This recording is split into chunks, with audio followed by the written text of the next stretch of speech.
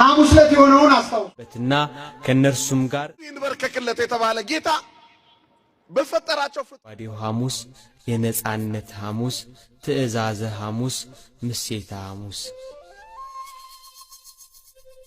ይህ ቀን ጌታችን ኢየሱስ ክርስቶስ በፍጹም ትሕትና የደቀ መዛሙርቱን እግር ያጠበበትና ከነርሱም ጋር ግብር ያገባበት ምስጢረ ቁርባንን ያሳየበት ዕለት ነው። ጸሎተ ሐሙስ።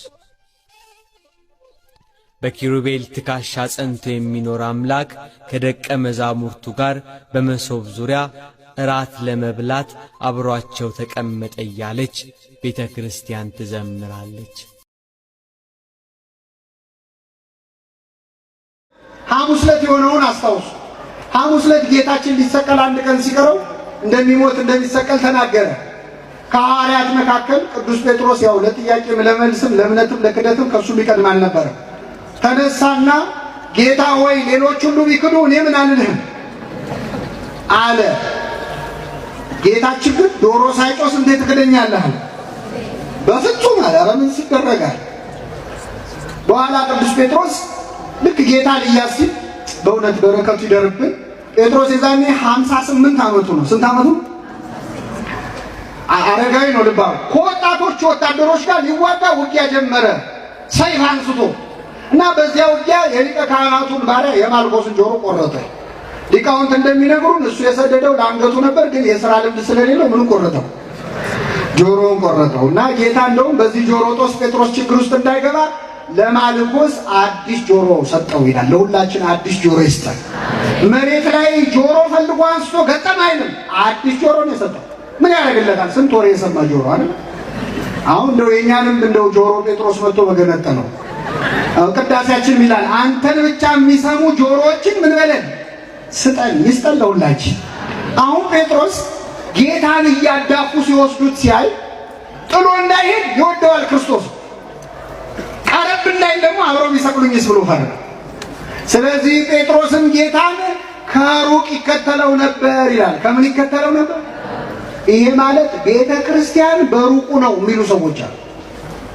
አንቺ ቀረብ ቀረብ አትበይ፣ ጥሩ አይደለም። ይመክራሉ ልጆቻቸው ቁጭ አድርገው እንደደና ነገር ነው። አንቺ ቀረብ ቀረብ አትበል የሚሉዋል።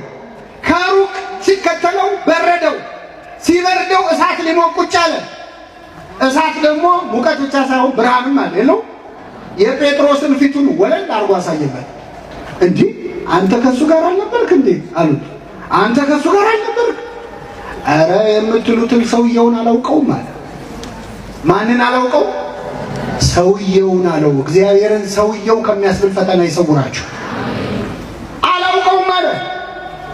ሶስተኛ ጊዜ ጆሮን የተቆረጠው ሰውዬ ዘመድ መጣና እንዴ አንተ እዛ አትክልት ውስጥ አላየሁም እንዴ? ነገሩ አላማረው። እንዲያርግብኝ እንዲጨምርብኝ ፈጽሞ አላውቀውም እያለ መማል መገዘት ጀመረ። ይህን ጊዜ ክርስቶስ ቀና ብሎ አየው። የንስሐ አባቱ ክርስቶስ በዓይኑ ቀኖና ሰጠው። አታውቀኝም? እውነት እግርህን አላጠብኩህም? በባህር ላይ አላራመድኩህም? አየው አይኖቹ። ቅዱስ ጴጥሮስ ወጥቶ ስቅስቅ ብሎ አለቀሰ። ከሁሉ ይልቅ ስወደው እንዴት ከሁሉ ቀድሜ ክደዋል? አለቀሰ። ምዕመናን ከቤተ ክርስቲያን በሩቁ ነው ብሎ ብዙ ሰው ለባል እየመጣ ጧፍ የሚያበራ ሰዋል። ችግሩ ምንድን ነው? ራቅ ስትል ይበርድሃል። ሲበርድ እሳት ልትሞቅ ቁጭ ትላለህ። ቁጭ የምትለው ከማያምኑም ሰዎች ጋር ነው። በጥያቄ ያጣድፈዋል። አንቺ ኦርቶዶክስ አይደለሽ፣ አንተ ኦርቶዶክስ አይደለህ፣ እንዲህ ይላል እንዴ እንዲህ አይልም እንዴ ሲሉ መልስ ስታጣ ፈጣሪውን ፍጡር ያስብሏል። ተማላጁን አማላጅ ያስብሏል። ያስክዷል። ቀረብ ብትል ይሻላል። ቀረብ ያለ ምን ያገኛል ካላችሁ እንደ ጴጥሮስ ሳይፈራ እስከ መስቀል ስር የተከተለ ሐዋርያ ነበረ ቅዱስ ዮሐንስ። ሳይፈራ በመከተሉ ክርስቶስ ወደር የሌለው ሽልማት እዚያው መስቀል ላይ ሰጠው። ይህች ወደር የሌላት ሽልማት ማናት? እመቤታችን። ክርስቶስ ሊሞት ሲል ሊናዘዝ ፈለገ። ቤት እንዳይሰጠው፣ ቤት የለውም ክርስቶስ። የተወለደው በበረት ነው። በኋላም ለሰማይ ወፎች መሳፈሪያ አላቸው፣ ለቀበሮች ጉድጓድ አላቸው፣ እኔ ግን ራሴን የማስጠጋበት የለም ብሎ ቀሚሴን ቀደው ተካፈሉ፣ በቀሚሴም ላይ ዕጣ ተጣጣሉ ይላል። ክርስቶስ ምድር ላይ የቀረው ቤቱ፣ ገንዘቡ፣ ልብሱ፣ ንብረቱ ማን ነበረች? እመቤታችን። እና ቤተ ክርስቲያን ቀረብ ያለን ሰዎች ምንም እንደው ደፋሮች ብንሆንም ኃጢአተኞች ብንሆንም ቢያንስ የእመቤታችንን ፍቅር ግን አግኝተናል። ስለዚህ ከዚህ መሃል እንደ ሳንቲሙ ቤት ሆኖ የጠፋ አለ፣ እንደ ልጁ ጨልጦ የወጣ ሰው አለ፣ ሊወጣ ጫፍ ላይ ያለ አለ፣ እንደ በጉ ደግሞ በተለያየ ነገር ተታሎ የጠፋ አለ። ሁላችንን በቸርነቱ ይመልሰን። የሰማነውን በልቡናችን ይንበረከክለት የተባለ ጌታ በፈጠራቸው ፍጡራን እግር ስር ይንበረከካል።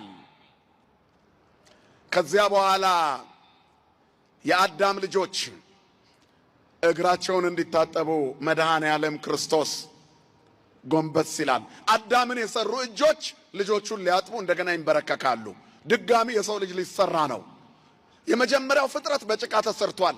የአሁኑ ደግሞ በውሃ ይዘጋጅና በመስቀል ደም ይከብራል። እንደገና ተሰርተናል። ማን ይመስገን ወገኖቼ? ይሄ ለኛ የተከፈለ ዋጋ ነው። ሐሙስ ቅዱስ ቀን ነው። አንዱ ስለ ሁሉ ሊሞት ራሱን የሚያዘጋጅበት ቀን። ማዘጋጀቱን ሞት የተደገሰለት ጌታ በስጋ ተገልጦ ሞት በምንም አይነት መልኩ ቢሆን አስፈሪ ቢሆንም ከፊቱ የሚጠብቀውን የመስቀል ሞት እያወቀ የወደዳቸውን እስከ መጨረሻ ወደዳቸው ይላል። አንድም ሰው ሳይለይ ከይሁዳ ጀመረ፣ እግራቸውን ማጠብ ጀመረ። የሁሉንም እግር አጠበ። ከዛ ጴጥሮስ ጋር ሲደርስ የጴጥሮስ ልብ ይርዳል። ያ ሰማይና ምድርን የፈጠረ ጌታ የሰውን ልጅ ከምድር አፈር የሰራ እጅ የሱን እግር እንደገና ሊያሽ ነው። ጌታ ሆይ አንተ የኔን እግር አታጥበም አይገባኝም ይላል። በጣም ልብ የሚነካ ሐሙስ ነው። ማበሻ ጨርቅ ይዞ ስለ ትሕትና ጎንበስ ይላል። የትሕትና ጌታ መምህረ ትሕትና ክርስቶስ ለፍጥረቱ ሁሉ ፍጥረት ሁሉ ይንበረከክለት የተባለ ጌታ ለፍጥረት ሁሉ በማጎንበስ ትሕትናን ያስተምራል። ለደቀ መዛሙርቱ አጎንብሶ ለፍጥረት ሁሉ ትሕትናን ያስተምራል። ምክንያቱም ያላጎነበሰ እኔን አያገኘኝም፣ ያልተንበረከከ አያገኘኝም ሲል በኋላ ይጻፍለታል። ጉልበት ሁሉ ተንበርክኮ የደቀ መዛሙርቱን እግር ላጠበው ለጌታ ይንበርከክ ይላል። የተለየች ቀን ናት ሐሙስ። በቃ ማንም ትልቅ መሆን ቢፈልግ ይሄን ያድርግ ይላል። ቤተክርስቲያን ይሄን ስርዓት ትሰራለች። በሐዋርያቱ ዙሪያ በዙሪያቸው በመካከላቸው ሆኖ ቁጫል ሐዋርያቲሁ ከበበ እግር አርዳይሁ ሐጸበ ኮኖሙ አበ ወእመ ወመሃሮሙ ጥበበ። አባትም እናትም ሆናቸው ጥበብን አስተማራቸው። ሐዋርያቱን ሰበሰበ፣ ደቀ መዛሙርቱን እግራቸውን አጠበ። የደቀ መዛሙርቱን እግር ማበሻ ጨርቅ ወስዶ ጎንበስ ብሎ እግራቸውን እያጠበ እያጠራ በፎጣ ያደራርቅ ጀመረ፣ ንጹህ እንዲሆኑ። ይሄ ትልቅ ተግባር ነው። ፓትርያርኩ ብፁዓን አባቶች ደግሞ ቆሞሳቱ ደግሞ ካህናቱ ዲያቆናቱን፣ ከዚያ ዝቅ እያለ ሁሉ በተራ የምእመኑን ሕዝብ ሁሉ እግር ማጠብ ይጀምራሉ። መምህረ ትሕትና ክርስቶስ የሰራው ይሰራል። ትልቁ ትንሽ በመሆን የሚከብርበት ልዩ በዓል የትሕትና ቀን ስለሆነ ሐሙስ ቅዱስ ነው። ሐሙስ ትልቁ ቢበረከክ በቤታችን እንግዳ ቢመጣ የእግሩ ኃይዘ ቅረብ የሚባለው ትንሹ ልጅ ነው። ግን ትልቁ ክርስቶስ ትንሽ የሆነበት ወይንም በትሕትና አንሶ የታየበት እንደ አገልጋይ የሆነበት የሁሉ ጌታ የሁሉ ፈጣሪ የሰራው ተግባር በትሕትና የሚገለጥበት ነው። ከዚህ የሚበልጥ አገልግሎት የለም። ወንጌል በተግባር በሕይወት የታየበት ልዩ ቀን ነው ሐሙስ። ስለዚህ የሁሉንም እግር ጎንበስ ብሎ ያጥባል። ያንን ያስባሉ። ሽማግሌዎቹ የሕፃናትን እግር ያጥባሉ። አባቶቻችን የእኛን እግር ያጥባሉ። በወይራ ቅጠል እሽት አድርገው ያጥቡናል። በወይን ቅጠል እጥብ አድርገው አብሰው እግሮቻችንን ከዚያ በኋላ ያብሱናል። ትልቅ ክብር ክርስቶስ በዚህ ሁኔታ አደረገ። የሚያገለግል ታናሽ እሱ ታላቅ ነው አለ። በደቀ መዛሙርቱ ልብ ውስጥ ትልቅ የመሆን ፍላጎት ነበረ። እንግዲህ የሚሰናበተን ከሆነ ከመካከላችን አንድ ሰው መሾም አለበት ይላሉ። ማን ነው ትልቅ አሉ። ትንሹ እሱ ትልቅ ነው አለ ጌታ። ከፍ ለማለት ዝቅ ማለት ያስፈልጋል። በበረት የተወለደው ጌታ በዋሻ ውስጥ ሲገኝ እሱን ማግኘት የሚፈልግ ትውልድ ማጎንበስ ነበረበት። ዋሻ የሚገባ ሰው ጎንበስ ይላል። ያጎነበሱ ነገስታት አግኝተውታል። ነገስታት በእንቲያጌ ይገድፉ ጌራ ወጠቆሙ ይፈተዋራ። ነገስታት ስላንተ ዘውዳቸውን ያወርዳሉ፣ ዋሻ አያስገባቸውም። ከነ ዘውድህ አታገኘውም ክርስቶስን። ከነ ትዕቢትህ አታገኘውም። ከነ ፊት አውራሪነትህ አታገኘውም። ተኮፍሶ አይገኝም ክርስቶስ ጎንበስ ተብሎ ይገኛልና። ስለዚህ አሁን አጎነበሰ። እሱን ለማየት ማጎንበስ ያስፈልጋል። አያችሁ፣ ጎንበስ ያለ ሰው ያገኘዋል። ይሄ ትልቅ ክብር ነው። ያጎነበሰው ሊያገኘዋል። መምህረ ትሕትና ነው። የት ጋ ነው ጌታ ያለው? ሐሙስ ቀን በዚች ቀን ሐሙስ ጌታ የት ነው ያለው ብትሉ እግራችን ስር ቁጭ ብሏል። በጳጳሱ ላይ አድሮ እግራችንን ያጥባል። በቆሞሱ ላይ አድሮ እግራችንን ያጥባል። በአረጋዊው ካህን ላይ አድሮ እግራችንን ያጥባል።